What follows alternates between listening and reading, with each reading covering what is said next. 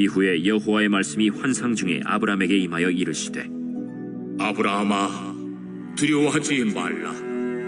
나는 내 방패요 너의 지극히 큰 상급이니라. 주 여호와여, 무엇을 내게 주시려 하나이까? 나는 자식이 없사오니 나의 상속자는 이 다메섹 사람 엘리에셀이니이다. 주께서 내게 씨를 주지 아니하셨으니 내 집에서 길린 자가 내 상속자가 될 것이니이다. 여호와의 말씀이 그에게 임하여 이르시되 그 사람이 내 상속자가 아니라 내 몸에서 날 자가 내 상속자가 되리라. 하시고 그를 이끌고 밖으로 나가 이르시되 하늘을 우러러 무뼈를 셀 수 있나 보라. 내 자손이 이와 같으리라. 아브람이 여호와를 믿으니 여호와께서 이를 그의 의로 여기시고 또 그에게 이르시되 나는 이 땅을 내게 주어 소유를 삼게 하려고 너를 갈대아인의 우르에서 이끌어낸 여호와니라.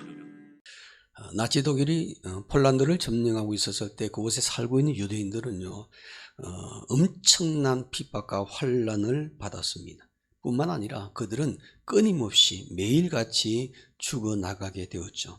그래서 유대인들은 그런 비참한 현실을 바라보면서 모두가 탄식했습니다. 그리고 모두 꿈도 없이 절망에 빠져 있었습니다. 그런데 유대인 가운데 한 노인이 유대인들이 모여서 장사라는 그 전용 시장에 나와서 책상 하나를 펼쳐두고 물건을 팝니다. 그런데 그가 책상을 놓고 소리를 지른데 어떻게 지르냐면은, 여러분 여기에 세상에서 가장 값진 것을 사가시기 바랍니다. 세상에서 가장 값진 것을 사가시기를 바랍니다. 연이어서 소리를 지릅니다. 그 소리를 듣고 사람들이 한 사람 두 사람 모이들기 시작했습니다. 세상에서 가장 값진 것이 무엇일까 궁금했죠.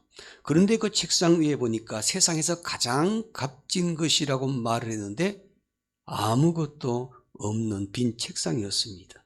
그래서 한 사람이 묻습니다. 노인장, 아무것도 팔지 않고 있지 않소? 무엇이 그렇게 세상에서 가장 값진 것이오? 사람들이 질문을 합니다. 그때 이 노인장이 이렇게 대답을 했답니다. 나는 꿈을 팔고 있어.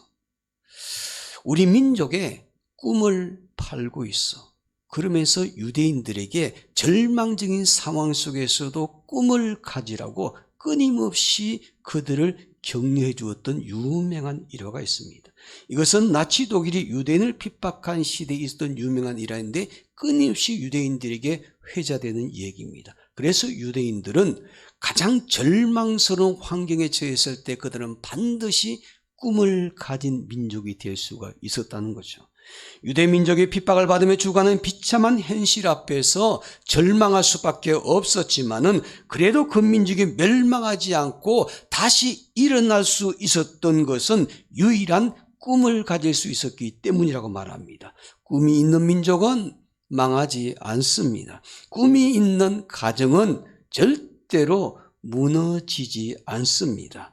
꿈이 있는 민족, 꿈이 있는 가정은 하나님께서 그 꿈을 이루도록 도와주실 때 그 가정과 그 민족은 망하지를 않는다는 것이죠. 꿈이 있는 사람은 절망적인 상황 속에서도 다시 일어날 수가 있습니다. 그래서 꿈과 희망은 아름다운 것이죠. 이 세상에서 가장 값비싸고 소중한 것은 꿈과 희망이라는 것입니다.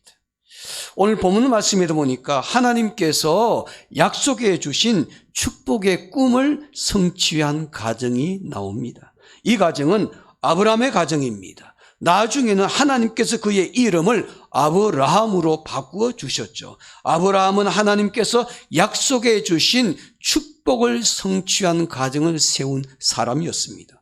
올 가정의 달을 보내고 있는 우리도 아브라함처럼 하나님께서 부어주시는 축복을 성취하는 가정을 세우는 성도들이 되기를 주님의 이름으로 축복합니다. 특별히 올 가정의 달을 맞이해서 끊임없이 우리의 가정에 대해서 함께 말씀을 나누고 있는데, 하나님께서 쓰시는 가정을 세우기를 원하고 하나님의 축복을 누리는 가정을 세우기를 원하고 하나님께서 우리의 가정을 통해서 어떻게 역사하실지를 기대하면서 늘 그 말씀을 붙잡고 살아갈 수 있는 올 가정의 한 달이 되기를 주님의 이름으로 축복합니다. 이런 축복을 성취하는 가정 되기 위해서 무엇보다도 우리에게 꼭 필요한 것이 뭐냐면요, 하나님께서 우리 개인과 우리의 가정에 부어주시는 축복을 꿈꾸는 사람이 되셔야만 한 것입니다. 꿈이 없다면 가정에 희망이 없습니다. 내 개인의 인생에도 꿈이 없다면 내일이 없는 것입니다. 내일을 기대할 수 있는 것, 우리의 가정의 미래를 기대할 수 있는 것은 우리의 가정에 꿈을 꾸고 있을 때 그 꿈이 하나님께서 부어주시는 축복의 꿈이 되기를 주님의 이름으로 축원합니다. 오늘 본문 말씀에 했던 아브라함도 큰 일을 이루었고 큰 축복을 받은 사람이었죠. 그가 이처럼 큰 일을 이루고 큰 축복을 누리는 가정을 세울 수 있던 비결이 있는데 바로 그것은 하나님께서 그에게 축복의 꿈을 약속해 주셨기 때문입니다. 본문 말씀에 보니까 그 사실을 발견할 수가 있습니다. 아브라함의 가정에 자식이 없었는데 하나님께서 그에게 자식을 주시고 그와 그의 후손들이 하나님이 주시는 큰 축복을 누리게 될 것이라고 축복을 약속해 주셨죠. 그 약속의 말씀들은 아브라함의 반응을 한번 보시기 바랍니다. 축복의 꿈을 부어주셨을 때 아브라함의 그 반응, 오늘 본문 말씀 2절에 나와 있습니다. 2절 말씀 우리 한 목소리를 함께 읽겠습니다. 아브라함이 이르되 주 여호와여 무엇을 내게 주시려 하나이까? 나는 자식이 없사오니 나의 상속자는 이 다메섹 사람 엘리에셀이니라. 하나님께서 아브라함에게 자식을 주시겠다고, 큰 축복을 누리도록 해주시겠다고 말씀을 합니다. 자식을 주실 뿐만 아니라 그 자손을 통해서 큰 축복을 누리겠다고 약속해 주셨는데 아브라함은 이렇게 말합니다. 하나님, 내게 어떤 축복을 주시려 하십니까? 나는 지금 자식이 없습니다. 그래서 우리 집에 엘리에셀이라는 종이 있는데 그냥 그 종을 내 아들로 양자로 삼겠습니다. 이렇게 말하고 있는 것이죠. 이것은요, 아브라함이 하나님께서 자기에게 주신 축복의 꿈을 갖기보다는 현재 자기가 처한 환경을 보면서 이것은 불가능한 것이구나라고 포기하는 자세입니다. 하나님께서 그의 가정에 자식을 주신다고 말씀하셨지만은 꿈과 희망을 가지고 그것을 성취할 때를 기다려야 했지만은 아브라함은 자기가 처한 현실을 보니까, 자기의 상황을 보니까 이것은 불가능해 보였습니다. 그래서 그는 미래의 꿈을 기대하기보다 현재 자기가 처한 환경에 적당히 순응하면서 살려고 했던 것을 보게 되죠. 아브라함의 이런 자세는 하나님이 주신 내일의 꿈보다는 오늘의 현실에 파묻혀가지고 안주하며 살아가는 사람의 모습이라고 말할 수 있습니다. 우리 중에도 이런 인생을 살려고 하는 사람들 주변에 많습니다.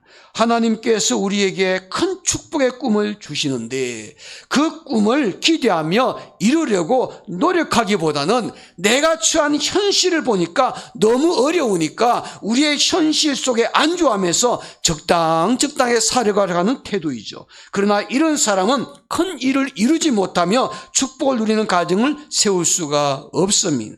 하나님이 주시는 큰 축복을 누릴 수도 없는 것이죠. 하나님이 주신 축복의 꿈이 있음에도 불구하고 내가 처한 상황을 바라보면서 낙심하고 좌절하고 그래서 도전하지 않으려고 하는 사람은요, 그 꿈을 포기하고 사는 사람이라고 말할 수가 있습니다. 오늘 본문에 보면은 지금 아브라함은 바로 그런 태도를 취하고 있습니다. 그래서 하나님은 아브라함의 이런 생각과 태도를 좀 바꿔주시기를 원하셨어요. 하나님께서 원하신 아브라함의 모습이 아니었습니다. 아브라함의 이런 말을 듣고 하나님께서 그에게 어떻게 말씀하시면서 다루시는지 본문을 통해서 한번 보시겠습니다. 5절 말씀입니다. 5절 말씀 제가 읽겠습니다. 그를 이끌고 밖으로 나가 이르시되 하늘을 우러러 무뼈를 셀 수 있나 보라. 또 그에게 이르시되 내 자손이 이와 같으리라. 내 자손이 이와 같으리라. 하나님께서는 아브라함에게 축복의 꿈을 다시 일깨워 주셨어요. 하나님은 아브라함을 밖으로 끌고 나가셔서 하늘을 우러러 별들을 보게 하십니다. 그리고 그에게 하늘의 수많은 별들을 셀 수 없는 것처럼 너희의 자손도 그렇게 셀 수 없을 정도로 축복을 부어주시겠다고 약속해 주셨습니다. 하나님께서 자식이 없는 아브라함에게 큰 꿈을 부어주신 겁니다. 그것을 일깨워 주신 겁니다. 아직도 자식이 하나도 없는 아브라함에게 하늘에 셀 수 없는 수많은 별들을처럼 후손을 주시겠다고 축복을 약속해 주셨습니다. 하나님은 아브라함에게 큰 축복의 꿈을 갖게 하셨던 것이죠. 하나님은 아브라함에게 축복을 성취하는 가정을 세울 수 있도록 말씀을 그에게 부어주셨다는 것입니다. 훗날 아브라함이 어떻게 되었습니까? 아브라함은 그 말씀대로 하나님이 약속해 주신 축복을 성취하는 가정을 세울 수가 있었습니다. 사랑하는 성도 여러분, 우리도 아브라함처럼 하나님이 부어주시는 큰 축복을 성취하는 가정을 세우게 되시기를 바랍니다. 그러기 위해서는 하나님이 우리 가정에 주시는 축복의 꿈을 내가 품어야만 합니다. 우리 가정의 현실이 어렵고 불가능한 환경처럼 보일지라도 쉽게 포기하지 말고 하나님이 주시는 큰 축복의 꿈을 그릴 수 있는 사람이 되셔야만 합니다.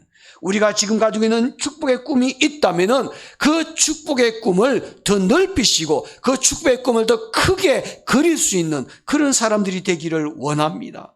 내가 지금 가지고 있는 축복의 꿈보다도 더 큰 꿈을 그릴 수 있는 우리 태면의 성도들이 되기를 원합니다. 왜냐하면 작은 꿈을 가진 사람은 작은 일밖에 이룰 수가 없지만은 큰 축복의 꿈을 가진 사람은 큰 일을 이루어서 믿음의 가문을 세울 수 있기 때문입니다. 하나님께서 아브라함에게 하늘의 무배를 보여주시며 큰 축복의 꿈을 갖도록 만들어주시고 그의 생각과 마음을 넓혀주셨던 것처럼 오늘 저와 여러분들에게도 오늘 하나님 말씀을 통해서 우리의 축복의 꿈을 더 넓혀서 우리의 가정이 하나님께 귀하게 쓰임받을 수 있는 축복을 성취하는 믿음의 가정들이 되시기를 주님의 이름으로 축원합니다. 그러면 우리가 축복을 성취하는 가정을 세우려면 어떻게 해야 할까요? 본문 말씀에 보니까 이런 사람이 하나님이 부어주시는 축복의 꿈을 성취하는 가정을 세울 수가 있습니다. 첫째로 축복을 성취하는 가정을 세우려면 하나님 말씀을 부지런히 듣는 사람이 되셔야만 합니다. 우리에게 주어진 시간에 기회에 하나님 말씀을 들을 수 있을 때에 거절하지 말고 부지런히 하나님 말씀을 들어야 된다는 것입니다. 하나님이 주신 축복을 성취하는 가정을 세우려면 가장 먼저 하나님 말씀을 부지런히 들어야만 합니다. 하나님은 말씀을 통해 축복을 약속해 주시기 때문에 하나님께서 말씀하신 그 약속의 말씀을 붙잡고 사는 사람이 축복을 성취하는 가정을 세울 수 있기 때문입니다. 본문에 보니까 아브라함이요 큰 축복의 꿈을 갖게 되었는데 어떤 과정을 통해서 갖게 되었는지 한번 확인해 보시기를 바랍니다. 본문 1절 말씀만 보시기 바랍니다. 제가 읽습니다. 중요한 부분만. 1절에 이후에 여호와의 말씀이 환상 중에 아브라함에게 임하여 어떻게 하여 이르시되, 그리고 4절 말씀 보시기 바랍니다. 여호와의 말씀이 그에게 임하여 어떻게 하여 이르시되. 아브라함은요 어떻게 큰 축복의 꿈을 갖게 되었느냐면은 그때마다 하나님께서 그에게 말씀하셨는데 그 말씀을 그때마다 들었다는 것입니다. 아브라함이 그냥 우연하게 큰 축복의 꿈을 가진 것이 아니었습니다. 그냥 세상에 이리저리 살다가 어느 날 갑자기 축복의 꿈을 가진 것이 아니었습니다. 그는 그 축복의 꿈을 가진 통로가 무엇이냐면 하나님 말씀이란 것입니다. 하나님 말씀을 통해서 아브라함이 축복의 꿈을 품게 된 것입니다. 여러분, 우리에게 큰 축복의 꿈을 주신 하나님의 말씀을 듣는 사람이 그 말씀을 통해서 하나님이 약속해 주신 축복의 꿈을 발견하게 되는 줄로 믿습니다. 하나님은 말씀을 듣는 사람에게 큰 축복의 꿈을 부어주십니다. 하나님 말씀을 듣는 사람이 축복의 꿈을 더 넓힐 수가 있다는 것입니다. 가난한 농부의 아들로 태어나서 가난하게 살다가 그 가난이 너무너무 싫어서 서울로 도망으로 온 한 청소년이 있었습니다. 서울에 올라와서 가족도 없고 가진 것도 아무것도 없고, 그래서 고등학교 시절에 야간 고등학교를 다니면서 낮에는 노동 현장에 가가지고 막노동을 하면서 아르바이트를 했습니다. 그러면서 저녁마다 고학을 하면서 야간 학교를 다니기 시작했습니다. 근데 그는 그렇게 피곤한 몸을 이끌고도 항상 그가 믿음이 있는 사람이었기 때문에 그가 거주한 집 가까운 곳에 교회에 나가서 매일 새벽기도 때마다 가서 하나님 말씀을 듣고 기도했습니다. 그가 새벽마다 나갔던 것은요, 하루를 시작하기 전에 항상 어떤 말씀이든 간에 하나님 말씀을 꼭 듣고 그 말씀을 붙잡고 올 하루 삶을 살아야겠다, 그런 거룩한 욕심이 있었기 때문이었죠. 그가 그 교회에서 새벽마다 매일같이 말씀을 듣는 중에 그의 마음속에 꿈이 생겼습니다. 내가 가난이 싫어서 농촌을 도망왔는데 그 가난한 농촌을 내가 다시 일으켜 세워야 되겠다는 꿈을 품게 되었습니다. 그리고 자기가 도망쳐 왔던 그 농촌을 위해서 끊임없이 기도를 합니다. 그가 할 수 있는 일이 아무것도 없었습니다. 그럼에도 불구하고 그 농촌을 위해서 새벽마다 하나님 말씀을 들을 때마다 늘 기도하는 가운데 하루는 마음속에 이런 꿈이 생겼습니다. 농촌을 살리기 위해서 그 당시 농촌을 통해서 국가부흥을 이루었던 덴마크라는 나라에 가서 좀 배워서 와야겠다, 유학을 가고 싶다는 꿈이 생겼습니다. 그때 이건 덴마크 가는 거지, 이건 상상할 수 없는 일입니다. 어떻게 야간 고등학교를 다니면서 덴마크에 유학을 갈 수가 있을까? 그런데 그 꿈을 포기하지 않았습니다. 그래서 그는 그 다음부터는 매일 아침마다 새벽에 하나님 말씀을 듣고 난 다음에 그의 기도할 때 이 단어를 늘 입에 붙이고 살았답니다. 하나님 덴마크, 하나님 덴마크, 덴마크에 가서 공부하고 싶습니다. 어느 날 짧은 영어 실력으로 편지를 썼습니다. 덴마크에 유학하고 싶다고 편지를 썼습니다. 누구한테 쓰냐면요, 덴마크 왕에게 편지를 썼습니다. 한 번도 본 적도 없는데, 그래서 편지를 써놓고 난 다음에 이 주소를 알 수가 없는 거예요. 그래서 편지 봉투에다가 이렇게 썼답니다. 코펜하겐 덴마크 국왕에게, 그렇게만 썼습니다. 그리고 잊어버렸습니다. 그런데 이 학생에게 40일 만에 덴마크에서 답장이 왔습니다. 왕궁에서 답장이 왔습니다. 왕궁에서 모든 경비를 다 대주고 그 학생을 고등학교 졸업하냐 덴마크로 초청을 했습니다. 덴마크에 가서 공부를 했습니다. 농촌에 대해서 많은 공부를 했습니다. 그 공부를 끝마친 다음에 다시 이스라엘 넘어갔습니다. 이스라엘에 가서 또 히브리 대학에서 공부를 했습니다. 그리고 정치학 박사, 농촌에 공부하면서 그곳에서 또 식물학 박사, 여러 학위를 취득한 다음에 한국에 돌아와서 농촌 부흥을 위해서 활약을 하셨습니다. 이분은요, 훗날 건국대학교 부총장까지 되셨습니다. 이분은 유태영 박사인데 끊임없이 히브리인들의 교육과 농촌 부흥을 위해서 헌신했던 존경받는 인물이었습니다.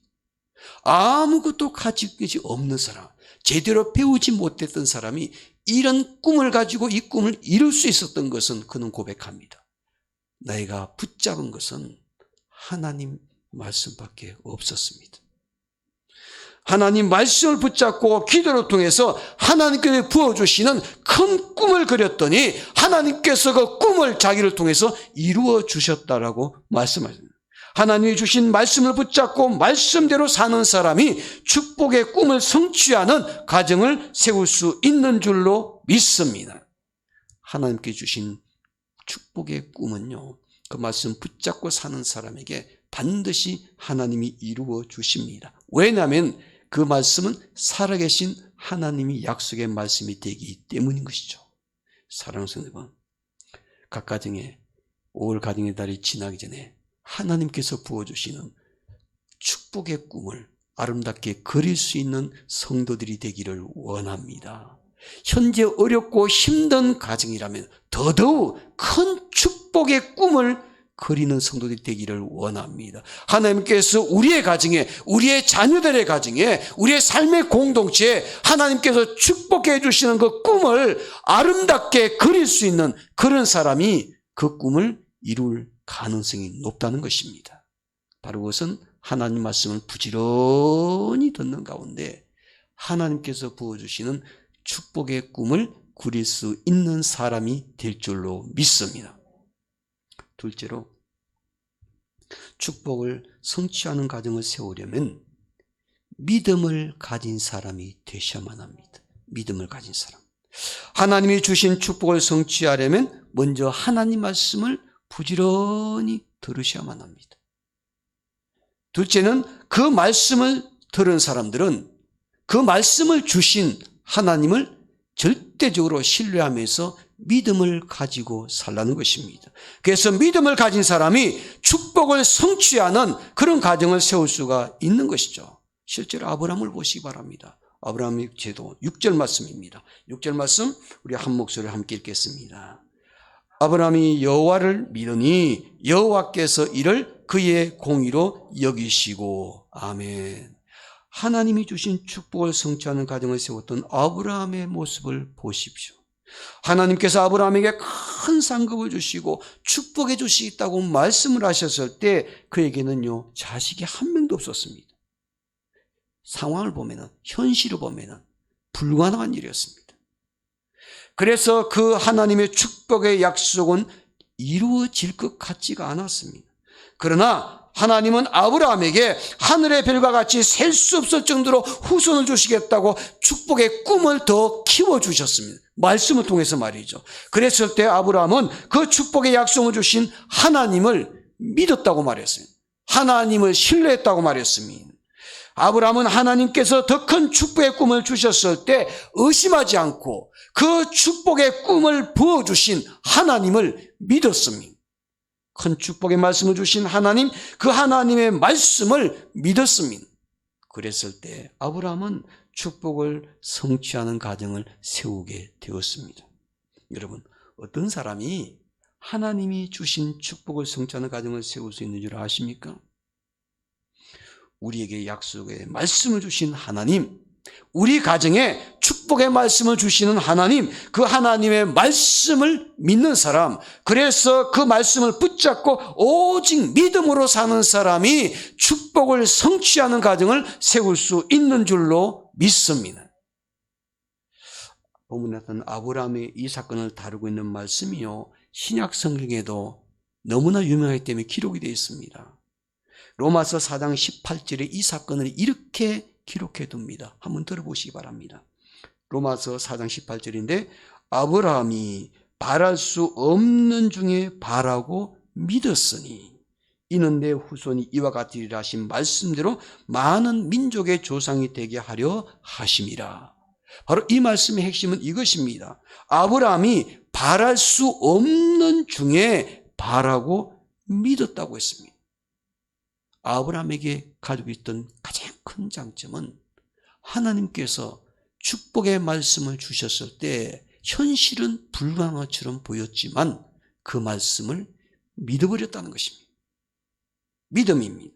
아브라함이 바랄 수 없는 중에 바라고 믿었다고 성경은 분명히 말씀하고 있죠. 하나님께서 축복의 말씀을 주셨을 때 환경을 보면 도저히 이룰 수 없는 것처럼 보였습니다. 그 축복의 말씀은 불가능한 것처럼 보였습니다. 그럼에도 불구하고 아브라함은 바라고 믿었습니다. 그 믿음이 불가능한 환경을 극복하고 축복의 말씀을 이룬 사람이 되었습니다. 믿음을 가진 사람이 축복을 성취하는 가정을 세울 수 있는 줄로 믿습니다. 축복의 말씀을 이룰 수 있는 확신이 없는 사람은요, 의심하는 사람은요, 이런 사람은 축복의 가정을 세울 수가 없지만은 하나님 약속의 말씀을 믿음으로 받아들이고 오직 믿음으로 사는 사람이 하나님께서 약속하신 축복을 이루는 가정을 세울 수 있는 줄로 믿습니다. 프랑스의 유명한 화가 밀레가 있죠. 너무나는 우리에게 유명한 화가입니다. 이 사람은요, 항상 그림을 그릴 때 세 가지가 그 그림 속에 동시에 들어가 있습니다. 그래서 이것을 요소를 삼위일체라고 말하기도 합니다. 첫 번째 요소는요, 항상 밀레의 그림 속에는 노동의 신선함이 들어가 있습니다. 노동의 신선. 그 다음에 두 번째는 신앙의 거룩함이 그 속에 들어가 있습니다. 그리고 세 번째는 자연의 위대함이 그 속에 들어가 있습니다. 그래서 밀레의 작품을 감상할 때는 항상 이 세 가지를 그러니까 어디에 나타나는지를 관심을 갖고 보는 것이 그림의 포인트라고 말합니다. 노동의 신성함, 종교의 거룩함, 자연의 위대함. 이런 그림을 삼일체로 그리면서 세계적으로 명성을 얻은 유명한 밀레입니다. 그런데 밀레가 시골에 살다가 그림을 그리고 싶은, 공부를 하고 싶은 마음이 들어서 그런 꿈을 갖게 되었습니다. 그래서 그 당시에 그림을 그리기 위해서 파리로 공부하러 떠나게 되었는데, 그 떠날 때 그의 할머니가 그 밀레에게 한 가지 교훈을 주었습니다. 그 교훈이요, 밀레가 평생 동안 잊지 않고 밀레에게 큰 영향을 주었던 교훈이었다고 그는 고백을 합니다. 할머니가 프랑스로 파리로 떠나는 그 밀레에게 이렇게 당부를 합니다. 너는 화가가 되기 전에 진실한 크리스찬이 되거라. 하나님의 뜻을 실천하기 위해서 어떤 환경 속에서도 반드시 믿음을 가지라.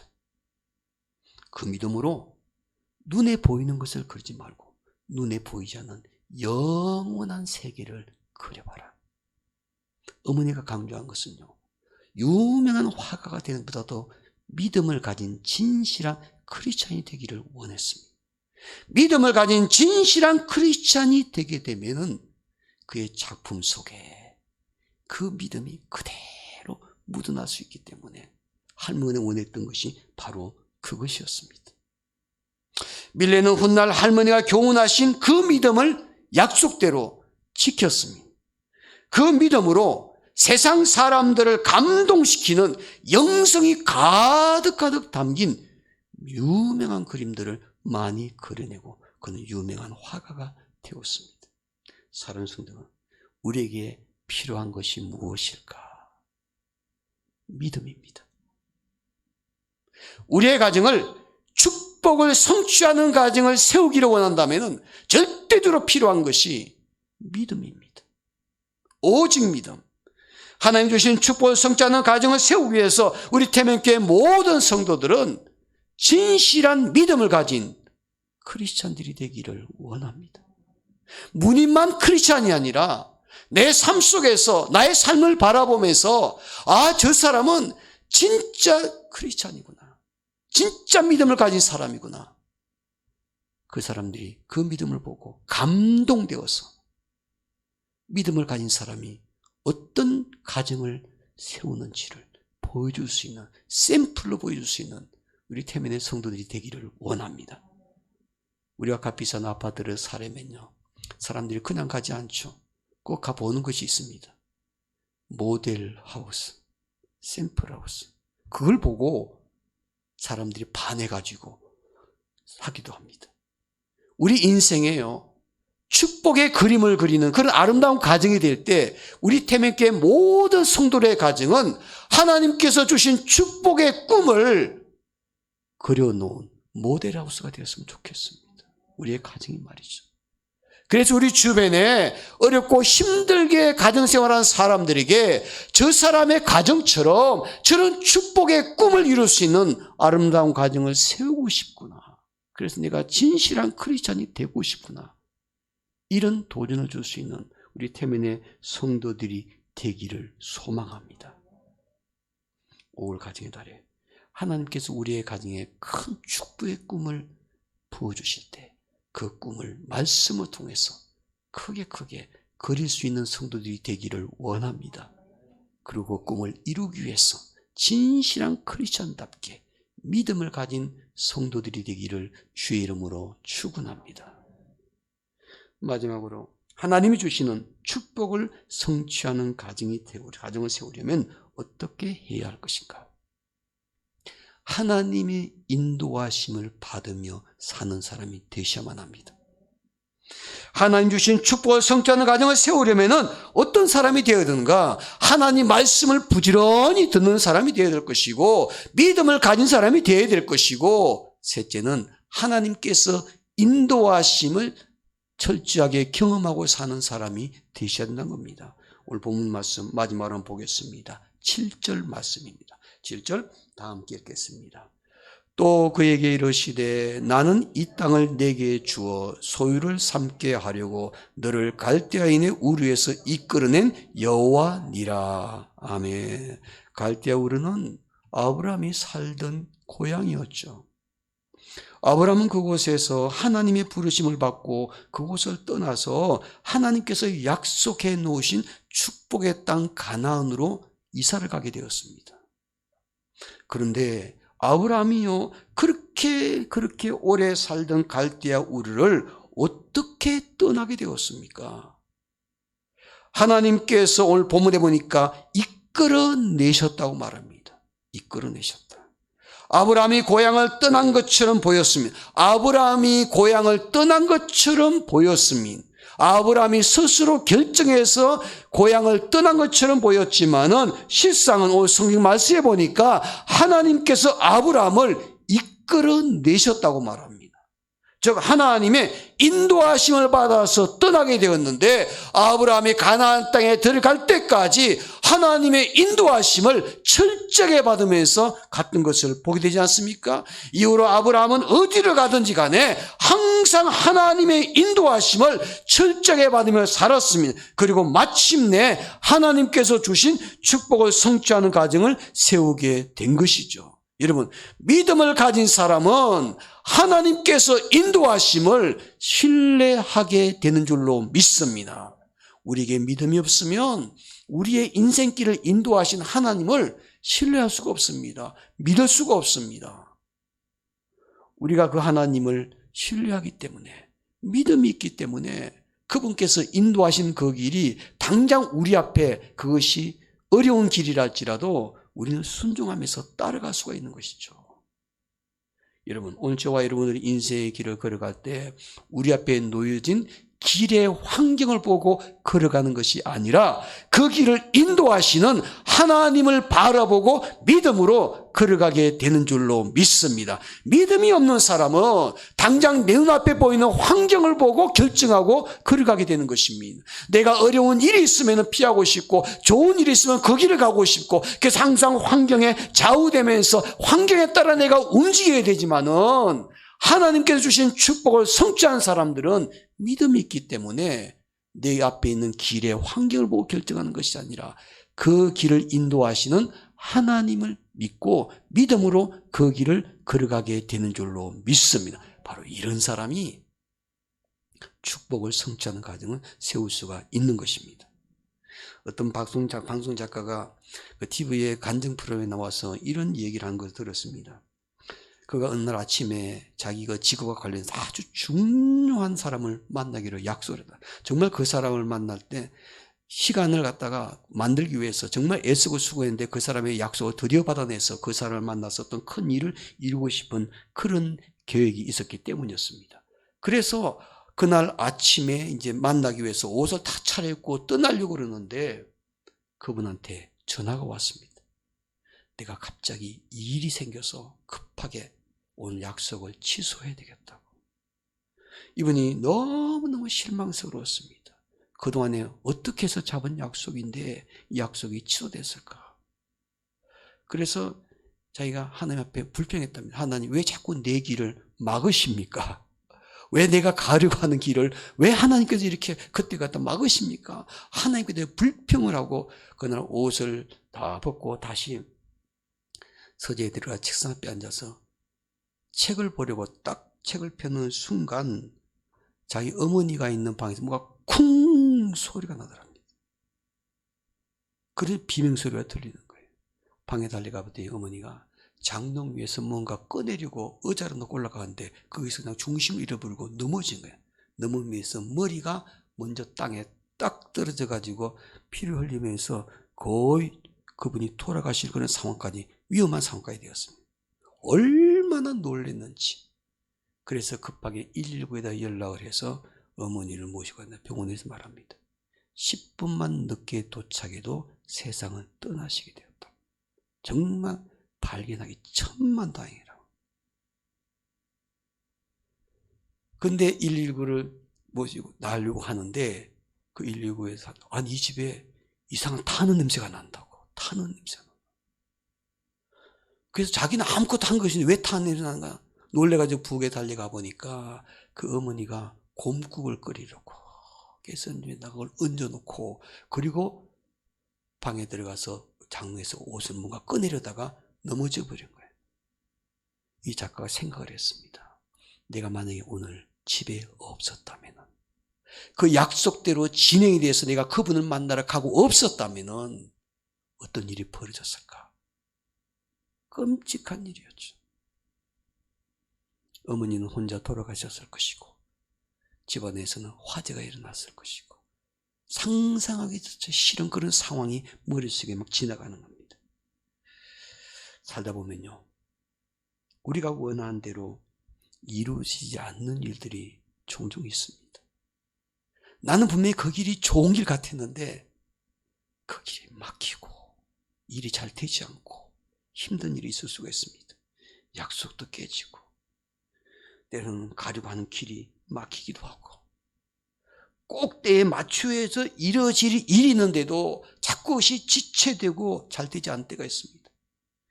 심지어는 우리가 하는 사업장, 가게 일도 내 삶 속에 제대로 되지 않는 그런 상황 속에 처할 때도 있습니다. 그러나 여러분, 우리가 항상 하나님을 신뢰하는 그런 믿음을 가진 사람이 될 때 우리는 더 좋은 미래를 기대할 수 있는 줄로 믿습니다. 왜냐하면 하나님께서 나의 이런 환경 속에서 무엇을 나에게 주시기를 원하시는지, 어떤 더 좋은 것을 주시기를 원하시는지 실망하지 말고 하나님의 뜻을 깨닫고자 믿음으로 나아가는 사람이 하나님께서는 그 믿음을 오시고 그에게 큰 하나님의 놀라운 역사를 베풀어 주실 줄로 믿습니다.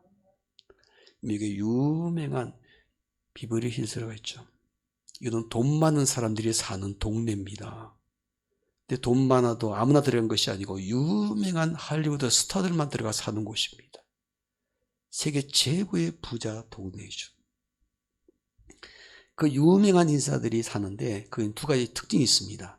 돈 많고 유명한 인기 연예인들의 할리우드 스타들이 사는 대로 첫째로 유명하고, 둘째는 미국에서 가장 정신과 의사들이 많이 개업하는 곳으로 유명합니다.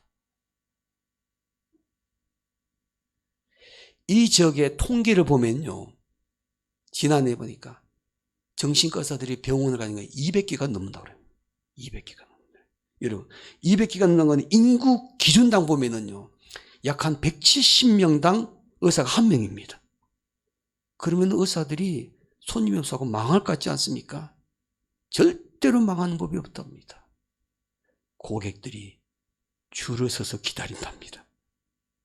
그 인구가 적은 그 도시에 그렇게 정신과 병원이 많은데도 일반적인 비율을 봐도 몇십 배 높은 수치의 병원인 지역인데도 그곳에 병원 정신과 의사가 잘 된답니다. 왜 그런지 우리가 알지 않습니까? 가진 것은 많아도 인기와 명예는 누려도 정신적으로는 너무너무 힘들게 사는 사람들이라는 거죠. 당시 이곳에 살았던 유명한 대표적인 배우들이 있죠. 그 대표적인 배우들 가운데 절반 이상이 정기적으로 정신과 가서 치료를 받았다는 통계가 있습니다. 인기와 명성과 부를 얻을 때마다, 그것이 커지면 클 때마다 물질이 더 많아지고 인기가 더 많아지고 명성이 높아질수록 정신과 의사에게 와서 상담하는 횟수가 더 많아지더라는 것입니다. 엘리자베스 테일러는 이곳에 사는 사람이 너무나 유명한 사람이었죠. 그는 배우의 길이 얼마나 외롭고 쓸쓸하고 힘든지 항상 주변 사람들에게 자기의 고통을 토로했다고 그럽니다. 리다 헤버즈라는 사람은요, 매일 밤마다 울면서 잠에 들었다고 합니다. 그곳에 많이 물러갔던 사람은 살았는데 그 사람은 마지막에 어땠습니까? 약물 과다 복용하고 스스로 목숨을 끊었습니다. 세상 일과 근심으로부터 우리는 결코 떨어져 살 수가 없습니다. 그들도 그렇고 우리들도 세상의 일과 근심으로부터 결코 떨어져 살 수 없는 것이 인생입니다. 그러나 우리의 삶의 모든 여정을 하나님께 다 맡기고 사느냐, 자기가 그 짐을 끌어안고 사느냐, 차이점이 그것입니다. 우리의 삶의 모든 여정을 하나님께 다 맡기고 하나님의 인도하심을 받으며 살게 되면은 우리가 어떤 환경과 상황 속에서도 마음의 평안을 누릴 수가 있는 것입니다. 하나님께서 내 모든 여정을 인도해 주실 것이기 때문에. 그래서 하나님이 인도하심을 신뢰하면서 그분께 전적으로 맡기고 사는 사람이 마음이 편안해지고 하나님이 주신 축복을 성취하는 가정을 세울 수가 있는 것입니다.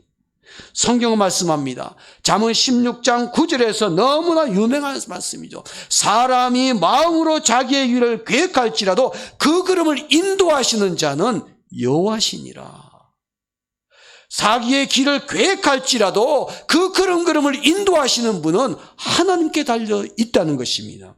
우리가 아무리 좋은 계획을 세울지라도 하나님께서 인도하시지 아니하시면은 그 일을 이룰 수가 없다는 것이죠. 우리는 어떤 계획을 세우고 그것을 성취하려 반드시 필요한 것이 있습니다. 하나님 인도하심을 받는 것입니다. 그래야 때 우리가 세운 계획들을 이룰 수가 있는 것이죠. 그러므로 우리는 하나님이 주신 축복의 가정을 세우려면 반드시 하나님의 인도하심이 필요한 것을 깨닫고 우리의 모든 그런 걸음을 하나님 인도하심에 맡기고 사는 성도들이 되시기를 주의 이름으로 축원합니다. 기도하겠습니다.